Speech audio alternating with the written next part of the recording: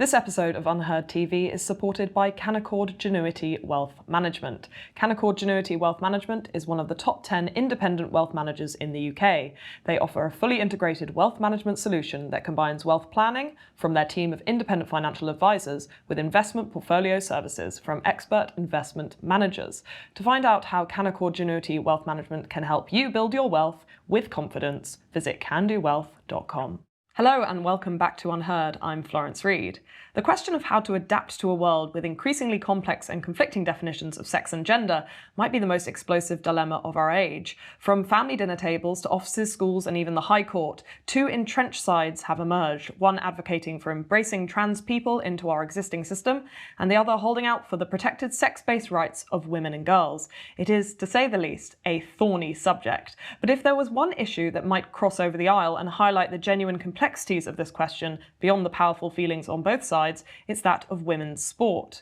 In elite-level sports, where milliseconds or millimeters might make or break an entire career, there has been a noticeable shift since trans athletes began to compete across sex categories. You might recognise the names Leah Thomas, Laurel Hubbard, or maybe Emily Bridges. They have, amongst others, recently hit the headlines for competing against and beating biological women in their respective sports. So, is that fair? And if not, what is there to be done about it? Happily, today I'm joined by Sharron Davies, world-class swimmer, Olympic silver medalist, and author of a new book, I've got it here, Unfair Play. We'll find our way through this thorny question together, I hope. Sharron, welcome to UnHerd. Hello, how are you doing? I said there in my introduction that you are an Olympic silver medalist, which is technically true, it's on your Wikipedia page, but the story's a bit more complicated than that. The athlete who beat you in that particular race, the 1980 Moscow Olympics, was an East German, Petra Schneider, who was found to be doping subsequently. So this is how you begin your book. So before we get into the question of trans athletes, tell me what happened in 1980 and why you chose to tell that story, and why it's relevant to the moment we're currently in. Yeah, and it, with all honesty, it's the biggest reason I speak out. So the East German, the old GDR, German Democratic Republic, were very badly drugging their young females. From about the age of 11, they were giving them testosterone. Seranabol was the actual drug that they were using, form of testosterone, so that they could enable them to go through male puberty. And then they were competing. And that for 20 years, that was allowed to go on. And that was from sort of the early 70s right through to when the war came down in 89.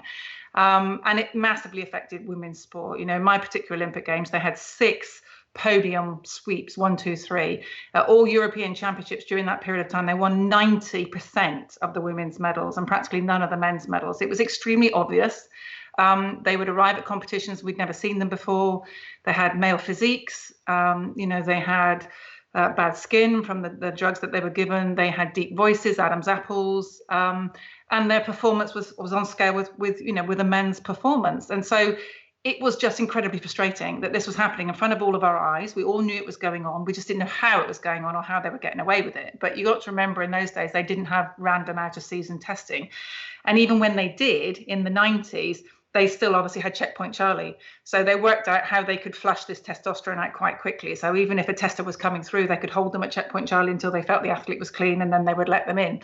And this was just, enabled for a very, very long time. And although I managed to beat 2 athletes, and I've had lots of opportunities from, that came from winning that silver medal, I had friends that came 4th and 5th, and their whole lives would have been different if they had won those medals that they should have fairly won. And so I didn't want to see a whole another generation of young girls end up losing medals that they should be winning because athletes that are biologically male and have gone through male puberty and have a bigger advantage because they've gone through the whole of male puberty were then, being allowed to race against females. And all the peer-reviewed science that we have across the whole world, 18, 19 peer-reviewed studies, not a single one says that you can remove male puberty advantage. And all of them say that it's not removable. So we're expecting young females to compete at the moment with a known disadvantage. And that's not something that's asked of the men. It's only asked of the women. And that, to me, isn't right. So this really does take us back to the days of the 1980s and also more recently situations like that of Lance Armstrong, who was shunned from the sports community after it was found out that he was doping.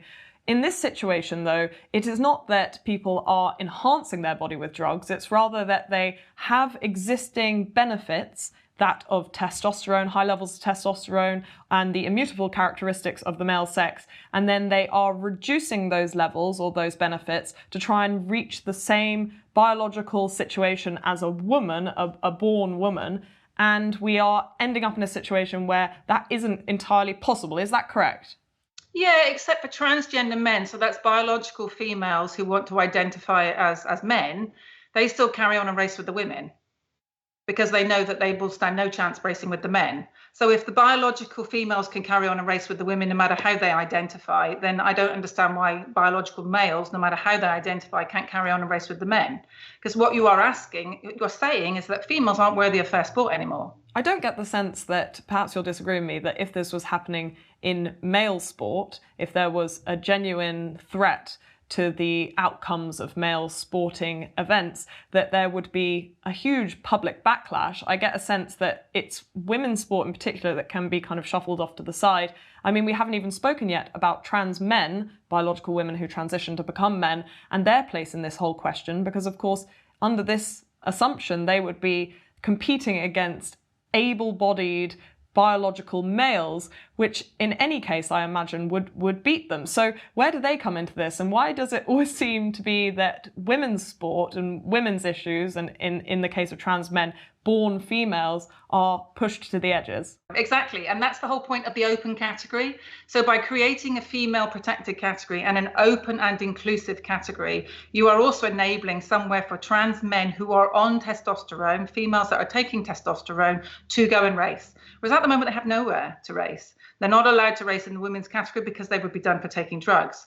And they don't go and race in the men's category because it's the men's category. So that by creating that open space and making it inclusive, we are actually providing sport for everybody. But, there are times when the whole thing feels just like a man's movement. It doesn't feel like it feels like it's dressed up in enabling males to just have more dominance. I mean, for example, in women's sport, we already don't have anywhere near the parity that, to men's sport. There's about 1,000 women in the UK that earn their living from professional sport. There's nearly 11,000 men. Are we not seeing here, though, just the inevitable conclusion of a protected category? The idea that you could in some way cloister women's sport against the excesses of male power, speed, intensity. So women's sport has never been less intense. We train just as hard. I train 6 hours a day, 6 days a week, and that was 40 years ago. And I trained with boys all the time. And in lots of instances, I trained a lot harder and I did extra work because my dad was my coach and he was very tough. So it's got nothing to do with the intensity. It's to do with the fact we have different bodies. I have a 16-year-old son who is absolutely riddled with testosterone at the moment, grunting at me and breaking out in spots every 5 seconds. We are very different beasts, males and females. We're built to do different jobs. So this isn't about anyone that's better or worse. This is just about categories. And we have categories across sport for all sorts of reasons, so that we can give opportunities to everybody. We don't allow under 15-year-old boys to race in the under 12s. We don't allow able-bodied athletes to race in the Paralympics. We don't allow heavyweight boxers to race with bantamweights. There are reasons why we have all these classifications. And that's the biggest reason of all, is sex. That's the biggest difference of everything. And so there is a massive difference at Olympic level of anywhere between 10% and 30%. And we know this because we have decades. In fact, we have over 100 years worth of Olympic results. And that's been consistent all the way through history, with a little blip during the East Germany era when the gap was a tiny bit less because the East Germans were cheating. So, and now it's gone back to what it always was. And that's about 10 to 30%. So things like weightlifting, the more explosive the event is, the bigger the gap. Long distance running, 10%, swimming about 11%, throwing items, 30%, high jump, long jump, 22%. It's absolutely colossal. I mean, it's huge. If you think of someone like Michael Phelps and how dominant he was, he still only beat his rivals by less than 1%. So what I want to do here is just put to you some of the criticisms that might come from the other side, because that's what we like to do here. The first of which is, if you look at the podiums of major sporting events in women's sport, the vast majority of people on those podiums are cisgendered. I'll get in trouble for saying that at all on this channel, but females, biological females, are the vast majority of these elite athletes in these competitions. It is a vast, vast minority of people involved in these competitions who are transgender. And so actually, what difference does it really make to have them there? Well, we don't. I mean, we've got 50 elite male athletes at the moment winning prizes in America in cycling. We had Leah Thomas that transitioned and 1 year later went from being 10,000 1,000th in the world to beating 3 Olympic silver medalists. So, you know, I mean, we've got all of the evidence. There are only 18 peer-reviewed studies in the world, and every single one of those shows that we can't remove male puberty advantage. So, you know, and the rules only changed for the Olympics in 2015 and not in time for the Rio Olympics. So the first Olympics that we were able to have any transgender athletes in there really was Tokyo. And we had a female transgender weightlifter who'd retired for 12 years and came back at 41, when the average age for weightlifting is under 30. That said, though, there is a growing movement of people in the trans ally community and the trans activist community who would like to see more young people able to transition prior to puberty, given the mental health effects of suffering gender dysphoria through those puberty years. And so if that did come to pass, if it was that young children were transitioning earlier and earlier, whether or not you agree with that in itself, would that not mean that they could be then included biologically under the category of women in the women's sporting arena? I think it has to be a moving feast. I mean, I am 100% open to open and honest scientific debate. I always have been. You know, my point has always been, let's deal with the science that we have. So if the science changes, yes, of course, you know, absolutely. But at the moment, that isn't the case. And once a young male has gone through puberty and all of that strength has been laid down, it doesn't disappear just because you suppress testosterone later in life. You know, it's a bit like blowing a balloon up. Once you've blown the balloon up, it's going to stay there, even if you don't blow it up anymore. And so that's what we're you know, saying, is that you can't remove that male puberty advantage. You know, the difference in hand size or height. I mean, you know, Leah Thomas was 6'4" with hands like shovels. Well, that's going to make a massive difference because they're your paddles.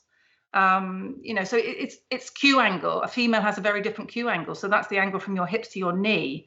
And we have 6 times as many knee injuries in females than we do in male footballers because of that Q angle. Again, that's not removed by suppressing testosterone. So if we can work with the science, and if the science can prove that we can remove the advantage, then fair enough. But I'm not sure that we ever will be able to remove all of the advantage. So no matter how we look at it, you're still asking the female athletes to compete with a known disadvantage. And we don't ask the male athletes to do that. We only ask the female athletes to do that. That, to me, is wrong. Though, to take the other side again, if you take the mantra trans women are women, beloved of trans activists on that side of the equation, then of course by categorising women's sport as something that does not include trans women, you are by definition saying that those trans women are not women. They are not to be included in this women's category or female category, however you want to describe it. And so there is a kind of cultural trickle down there. You can understand where the fear might be that, of course, if we start to say that there are special categories for females only, biological females, as opposed to transitioned women, then we start to distinguish them. And at that point, culturally, it becomes impossible to say we are uniting women together, trans or cisgender. At that point, we have distinction, and where there is distinction, there is distance. They're not women when it comes to whether we give them a prostate check or whether they give birth. Because again, that's the biology that they have. So you know, you're very entitled to say that transgender women are women. I will say transgender women are transgender women. So I think we need to get to a place where we have more respect for people that are transgender women, that we have this ability to treat people however they wish to identify, with honesty and respect and safety, but not necessarily lie about what that really means.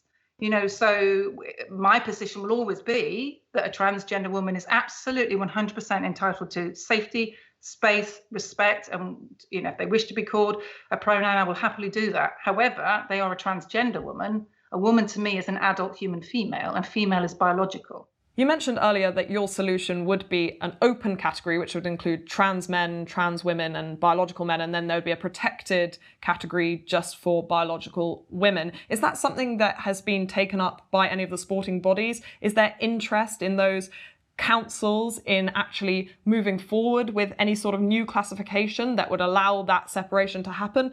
Or is it that the whole of sport is stuck in this kind of mental milieu where it can't quite come to a conclusion? No, the tide is turning. So initially, you know, women lost all rights to fair sport, and now World Rugby protects the female category. World Aquatics now protects the female category. World Athletics earlier this year protects the female category. We're hoping World Cycling will very shortly do that. They do that in the UK. World Rowing have brought in a clause to protect the female category. So the science proves that we can't remove it. And that science should have been done at the very beginning. That science should have been listened to, you know, in 2015 when the IOC changed the rules. And it wasn't. And that's what I'm so frustrated about, that yet again, women's sport was kicked to the side without anyone taking into account how this would impact female athletes. And it was unbelievably naive to think that you wouldn't have people like Leah Thomas who would transition from being a very mediocre male athlete, who was then enticed to go and do competitions and win major trophies that should belong to females. And one of the things that's quite important to understand is that women get such a small slice of the cake. We have 1,000 women in this country that earn a living from sport, 11,000 men. We have 4% of the airtime. We have 1% of the sponsorship dollar. We have a tiny, tiny piece of the sporting cake, which enables us to earn a living. And now we're being asked to move over to allow males to come in and win those races as well. So we don't have parity at all. Women's sport is already incredibly underrepresented. And to then say to women, after all their dedication and hard work, that they're not worthy of their sport is really insulting. Just to dig into the reality of the experience of being an elite sportswoman, it's a rare experience, certainly not one I have, and I'm sure many of our audience as well. Sorry guys for saying that, but it's true.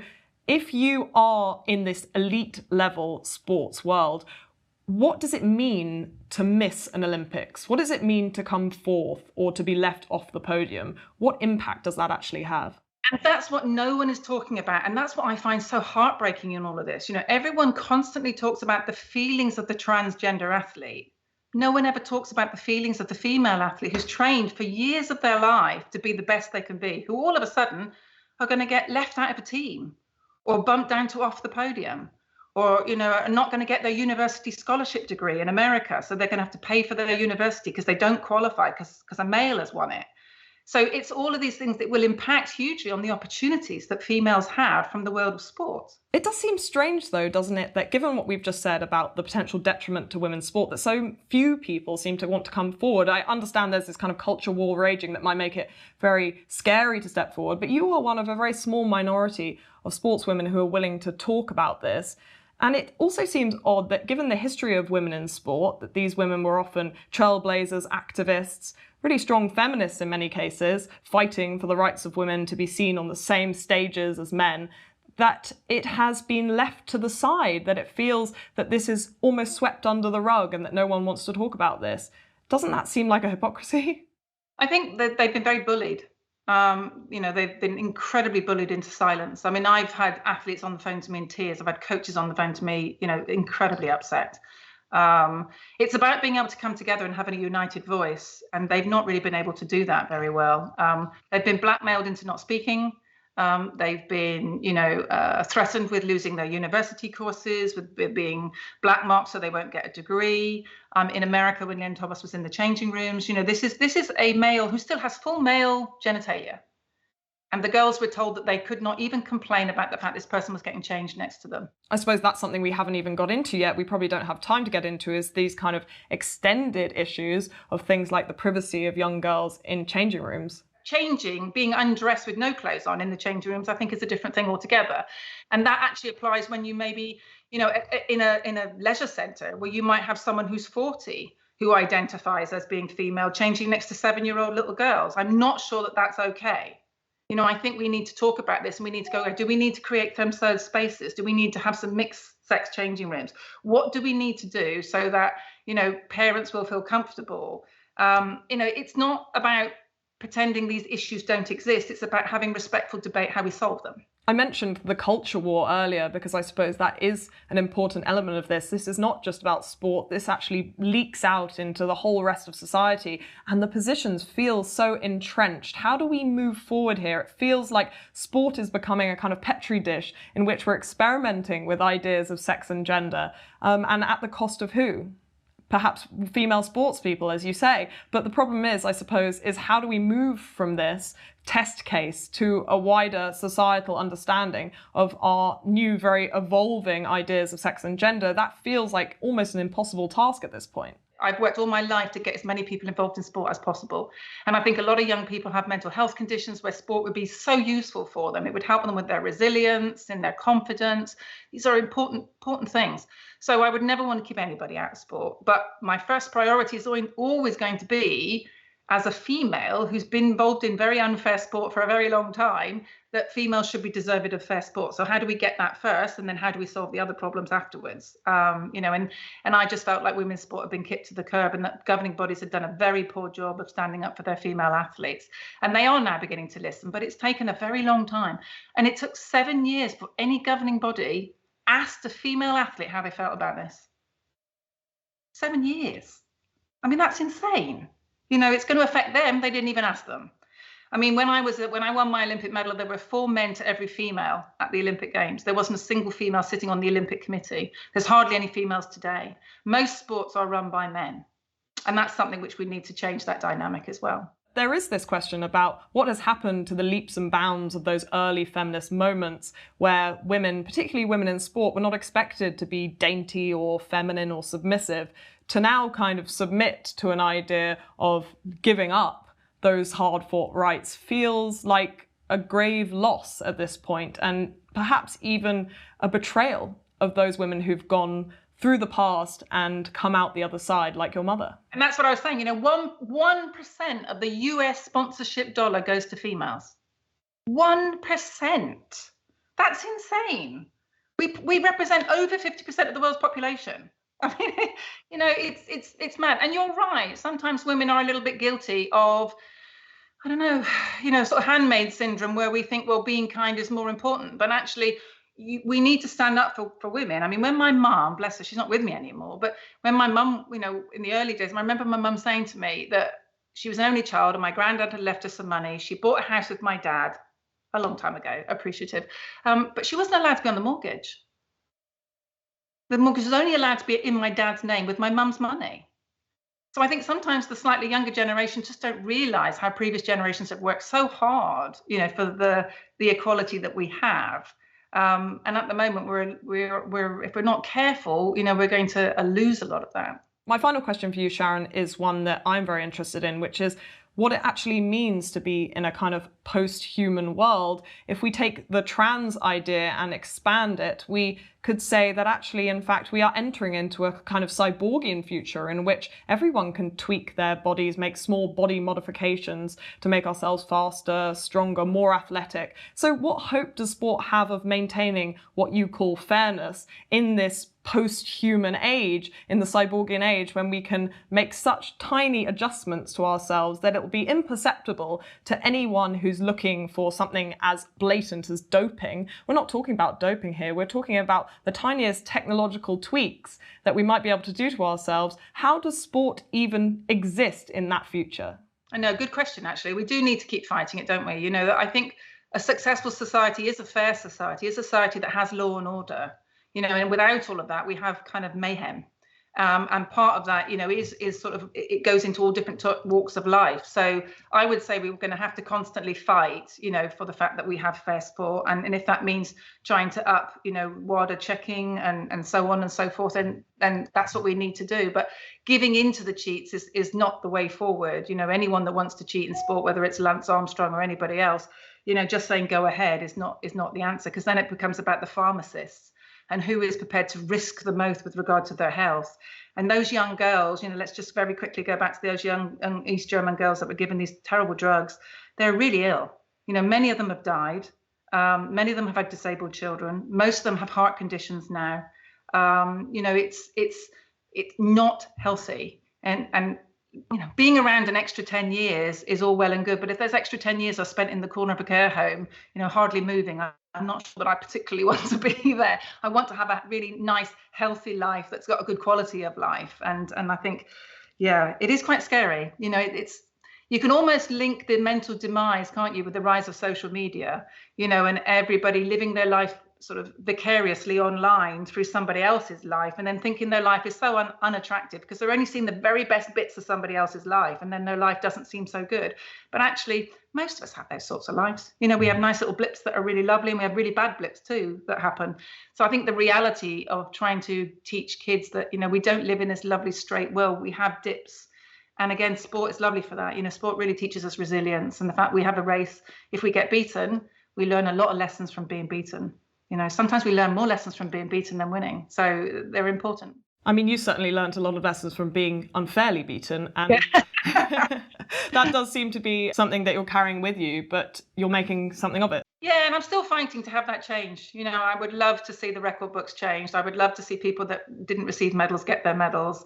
I think it really needs to be acknowledged by the IOC what was a real negligent period in history. And you know, there's been a few papers recently that have been trying to push all of that. I've never wanted anyone to take anyone's medals away. I think it's those young girls had very little choice in the matter. But if you know a record was done by cheating, then that record should not stay in the record books. Who knows, perhaps we will look back at this time and think the same thing in just a few years. Yeah, I think we will. I think we'll find our way through. But it's a shame that that the governing bodies didn't stand up for females in sport from the word go. Sharron Davies, thank you for sharing your time with us today. Thank you. That was Sharron Davies, Olympic swimmer, winner of a silver medal at the 1980 Moscow Olympics, cheated out of the gold by an East German doping. You can see the line she traces there very clearly between that time and the time we're in today, in which body modification might become the norm, and actually fair sport might be a thing of the past. It's quite a bleak view, but one that I suppose she remedies with an idea of sport for everyone. Her new idea of an open category versus a female protected category is one solution. I'd be interested to hear what yours might be in the comments. Thanks to you for watching. This was UnHerd.